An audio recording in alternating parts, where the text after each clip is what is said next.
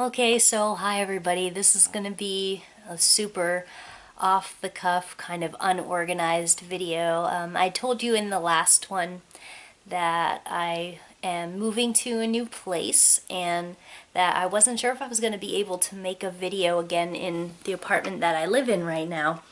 But that I was going to try just because it would be kind of cool to do my 50th Letters to an Asexual video in the apartment where I started them. Of course, this isn't my 50th video. I've done many other videos that are outside of this specific series, but you know, it just seems like a cool round number. But anyway, I'm moving like tomorrow, so everything's kind of packed up. I still have so much to do, but I just really wanted to get this in. So I'm gonna tie in my letters video to the theme of this video. First, I'm gonna show you what's kind of going on in my house here. Everything's all packed up, like the place behind this love seat that you might have been used to seeing those posters there. All my stuff is gone. My computer's still up, but I'll take that down in a little bit. You want to see a whole bunch of boxes? Hopefully you won't get seasick here, but I'll stop pretty soon if this kind of thing makes you seasick, the shaky cam. Look at all this. I've got boxes just about everywhere. Oh my goodness. Look at all this nonsense. Anyway, yeah. So I found a house. I'm renting a house. It's a 3-bedroom, 2-bath house with an extra room that's not a bedroom, but it has a fireplace in it. And I'm gonna make it into like my baking nook or something. And that'll be awesome to be able to have that. And my living room is like ginormous, so I'm gonna be able to have like a library and a music room and stuff. It's gonna be kind of cool, you know. Sorry for how awkward this is. I'm trying to find a good place to sit so I don't have to deal with all the shaky camness. I hope you can see me. I haven't checked, but I've filmed enough videos that I think I'm in the camera. Okay, so Letters to an Asexual number 50. I'm gonna do it about endings. And I'm not ending the series, but the common idea associated with asexuality is that it's a phase, and that one day we'll grow up, we'll grow out of it, we'll move on to a different label, and you know, a lot of people consider that to be just a type of maturing, and they may assign us an immature life outlook if, you know, we continue to identify as asexual. They'll act like that's by definition an immature way of living your life, because, you know, they just can't process the idea that some people's adult lives and adult relationships do not involve what they think of as typical relationships. So, you know, but what that does is it leads to some asexual people who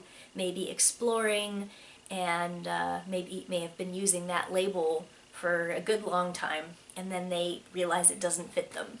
And I'm really tired right now, and I just didn't have the energy to dig up an actual letter to this effect, but I have received several letters from asexual people who, well, I guess I should correct myself and say they were people who identified as asexual at one point in their lives who are considering changing their label and feeling like they are going to be considered a traitor for doing that. You know, as if they're going to be adding fuel to the fire for the people who insist that asexuality is a phase, and that for them it kind of was. That is a legitimate fear. You know, you never want to come to a place in your life where, you know, a community that treated you well and was a comfort to you when it described you then you realize it's not fitting you appropriately anymore, and you feel like you're betraying them by, using a term that works better for you. But what I want to say is identity is complicated. Identity is sometimes fluid. Identity sometimes is more nuanced than we give it credit for. And maturing for everyone is associated with becoming more aware of who you are and tailoring your life to the extent that you can to fit that person that you became. None of us are, exactly the same as we were when we were children, when we were young adults, if we're not young adults anymore. Just it's natural that we change from who we were. But my perspective is that you don't ever completely leave that behind. It's not like you crack out of an egg and you leave the shell behind, even though the shell helped you develop into who you are, and it's no longer part of you. I kind of feel like if you're growing out of something, if you're changing your mind on what you want to call yourself, that doesn't mean that it wasn't an appropriate label for you when you thought it fit you. And it's also true that fed into an understanding of yourself that helped you find the next step. It wasn't completely useless, and you probably met some great people if you were involved with the communities. For a specific example, I knew someone who identified as asexual for many years, was very active in a couple of communities, and then they were also a trans person. And after they went through a medical transition over some time, they realized, now that my body is closer to matching what I perceive myself as and what I wanted it to look like, I'm starting to feel, more comfortable with how I present and who I am. And it's led to a sort of confidence that has made me feel like, hey, I may actually be interested in having sexual relationships with other people, and I could actually see myself in the role that, I always thought was impossible before. And, that doesn't mean that for the rest of us it's all about insecurity or having body image problems or something like that. And it also doesn't mean that that trans person was an inauthentic asexual person. At that point in their life, they felt that that was appropriate and that was what they experienced. That was the right term for it. And like I said, identity is really complicated. There isn't a place you can go to get a test and say, are you asexual or are you not? And even though, it changes, it doesn't mean that over time, like, you would come up more asexual or less asexual on a test you can take. It's just not a thing. So there is no objective way to determine, hey, are you asexual or are you not? And therefore, it's all subjective. It's a subjective experience. It's a subjective term. And, that's one of the reasons that I get so irritated when science bros who don't really understand some of the finer nuances of asexual identity and the study of sexuality and identity, like, really want to put things in boxes, gender and sexuality. They want to say it's a dichotomy of, you belong here or you belong here and there's no in between, there's no changing, either, you are lying about who you are or you're wrong about it, or, just people like that they're very hard-nosed about what it's okay to call yourself. And, I've never understood that level of investment that they have in other people's identity. But ultimately, it's subjective. It's supposed to be. It's all about how you feel, and it's a word for how you feel, so it should be something that can change without shame.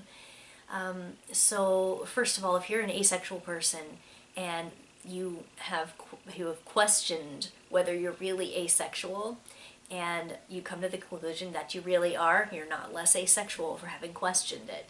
And if you're on the other side of that coin and you identify as asexual and then some things have happened that make you doubt that or make you think maybe I should explore some other options, that's perfectly okay too. And the rest of us are not going to treat you like a traitor.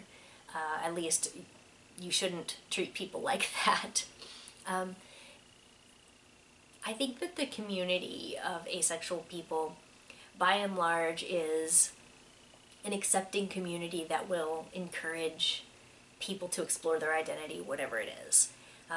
It's not like you reach that conclusion that you're asexual and then you just stop thinking about it. We all continue living. We all continue learning. So it's inevitable that some of us would maybe reconsider it. And, it's not like there aren't straight people who realize later in their lives that they aren't straight. I mean, it happens frequently, but it's not like there's ever any campaign or focused smear tactic associated with making it seem like straight people shouldn't be believed about their identity because they might end up becoming something else. It doesn't make them less legitimate overall. And individuals who make those changes are not less legitimate either. So, anyway, I've also seen, this is a complicated one, and I may have mentioned it before. There was a person who said that they had been diagnosed as autistic and that they no longer felt comfortable calling themselves asexual after they found out that they were diagnosed as autistic. And like I said, it's complicated because there are plenty of asexual people who are also autistic. I mean, you can be both and not feel like one thing is causing the other, although some people feel that it is sort of a subgroup of their autistic experiences if they're autistic. But, that's completely that person's prerogative to say, I feel like I'm asexual because I'm autistic. That's allowed. And if that person feels that asexual is an inappropriate term for them now, then they can stop using it if it's making them uncomfortable.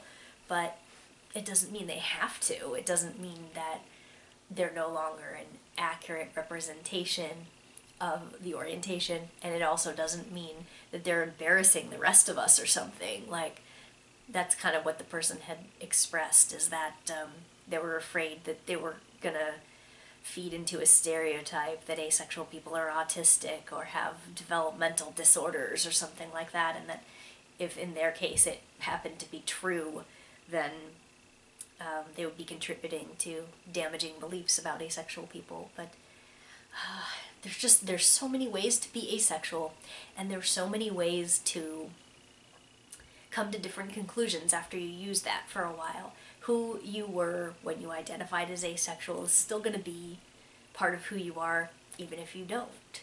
And it's certainly going to give you an insider perspective of what it's like to be in this community, what it's like to be reacted to as a member of society identifying as asexual. You'll always have a special perspective on that, and that's also valuable. So I heard a story of somebody who identified as a lesbian for many, many, many years, and then when she was middle-aged, she realized actually she was romantically attracted to women, which is still something that would allow people to call themselves a lesbian if they chose to use that term, but that they were an asexual lesbian, and they said it was actually harder to come out as asexual than it was to come out as lesbian, just for that particular person at that particular time, because it was less known at the time that she was talking about coming out to her relatives, and also she had this other stigma to deal with where they had all gotten used to her saying she was a lesbian, and now she's saying she's sort of this modified version of it. They don't know what to think. They're thinking she's just like changing up the game or something. But we should always be open to understanding people with more information that they're giving us, not clinging to previous definitions that we think fit them better or that we are more comfortable with. It's all about being able to communicate with each other, being able to share with other people what we're feeling, and be able to talk about those things if we need to. And that's really important. Terminology is very important. Labels are important. I'm not one of those people who says like, well, we should just forget about labels because we're all human. You know, it just makes it meaningless, because things that exist have words, and it's good to have a word for it if that's what you're experiencing and you're feeling alone. Anyway, my ukulele's over there. I think I will play you guys a song sort of as a goodbye to this apartment serenade. Yeah, I don't know if this is in the way. Let's see. I'm going to play a song about the way things endure despite that they change, which is by one of my favorite artists, Rebecca Sugar. So hopefully this won't be too embarrassing. I'm super tired, so I hope you'll enjoy my tired voice.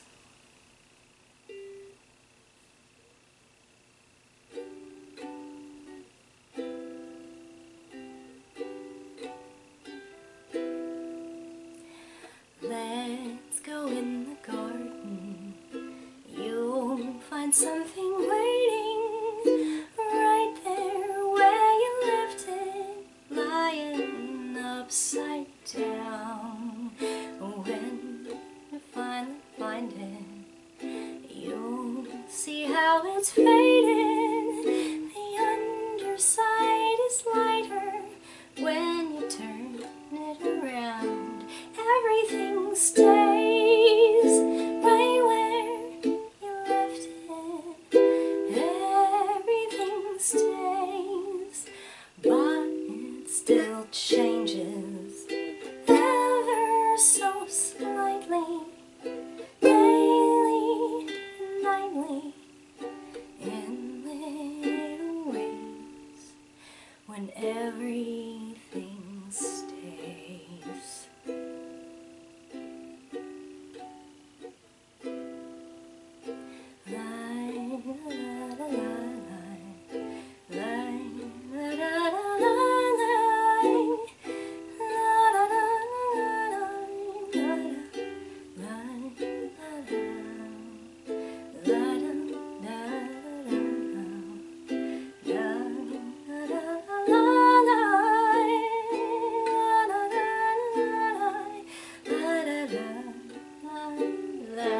Everything stays right where you left it. Everything stays, but it still changes ever so slightly, daily and nightly, in little ways, when everything stays ever so slightly, daily and nightly, in little ways, when everything stays.